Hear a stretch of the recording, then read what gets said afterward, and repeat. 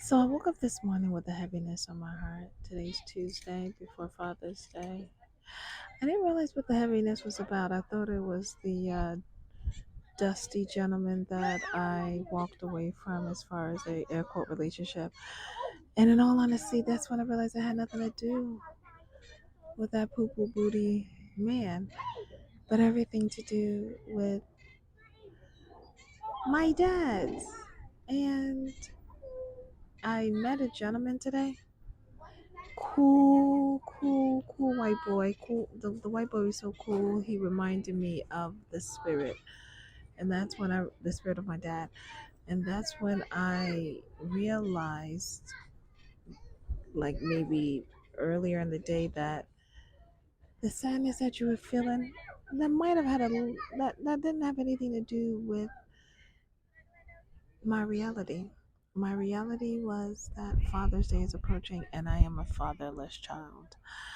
And not only am I a fatherless child, I am a fatherless daddy's girl. So, to my daddy's girls out there in the world, my heart goes out to you if you don't have your dad. My heart goes out to me. Um, I'm so grateful, though, that my dad, I'm going to say dads, because I was blessed to have an awesome natural father. And I was also blessed with a bonus dad. Now, my bonus dad, my mom know how to pick them. She picked good dudes. She picked good dudes who had solid foundational, had good qualities. You understand, like intellectual men, men who stood on integrity, men who valued their family. She did very well in picking her partners. I will give her that, definitely. Fortunately, she and my dad didn't work, which was definitely okay. It was her right and her prerogative, to move according to her needs, which I always recommend every woman do if they need to. But there's no but. The point is that she chose my dad, and me being my dad's first daughter, we had a bond like no other. You understand me? Like boo, bae, like dads are every girl's first bae if the dad is in there active in the father's life. To my girls who are out there who don't have relationships with your dad, I am so sorry. Hold on. So to my ladies who don't have a relationship with your dad, I'm so sorry. That's all I can say is my sincerest apologies. For whatever reason, you know why you don't feel connected and or safe with your fathers. And that's not for me to judge.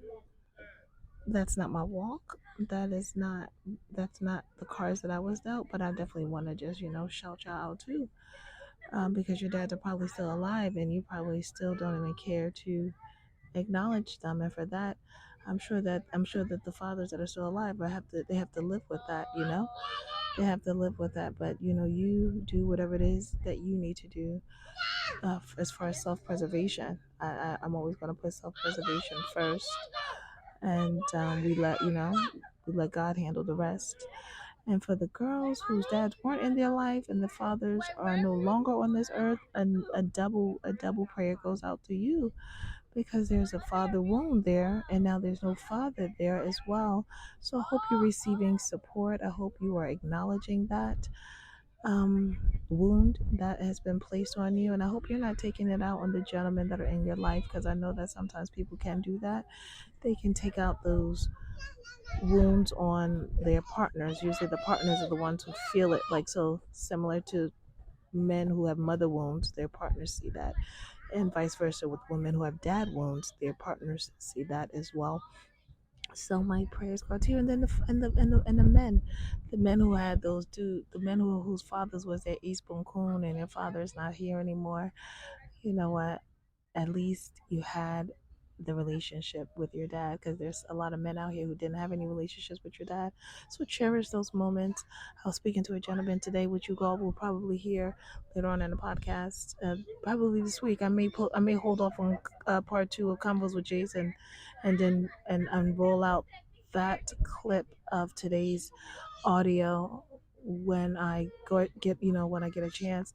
But hold on.